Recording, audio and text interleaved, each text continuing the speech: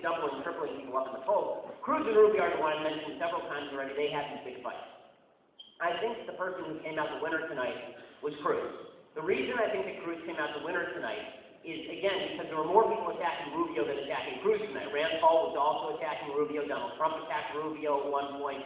And Paul really scored some heavy shots, some heavy body shots against Rubio, particularly on his Libya policy, but also on the gang of eight immigration bill. Trump scored a couple of times against Rubio. There's a lot of beating up of Marco Rubio that happened tonight, which, by the way, is dangerous for Rubio, because Rubio wants to win New Hampshire. He needs Jeb and Kasich and Christie all to drop out.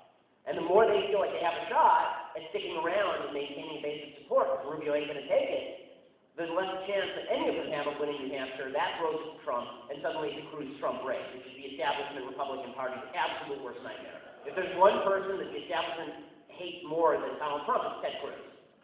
So, which brings us to Cruz. Rubio, by the way, the problem with being the pretty boy in the race is that when you get a little bit mussed up, you look really mussed up. I don't think Rubio got badly bruised tonight. I don't really think he got killed tonight. He's clever. He's a smart guy, but because he has this sort of perfect glossy image, the minute you put a fingerprint on him, it looks like a wound.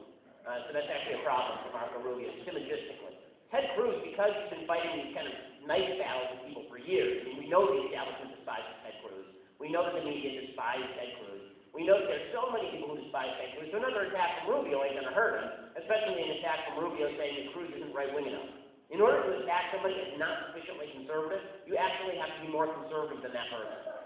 So by Cruz actually keeping, this is what's brilliant about Cruz keeping Trump sort of off to his side here, not fighting with him, avoiding the punching, is that Trump is the only one who really put a dent into Cruz by hitting him on two things. One, his Muslim immigration policy, which is not as strong as Trump, and two, his immigration policy, which is not as strong as Trump. Trump ain't going to do it because why would he? Why bother? The only reason to do that would be because of Iowa, but again, I think Trump understands that he'll be seen as sort of punching down at Cruz at the same time. And also, Trump is not as conservative as Cruz on a bunch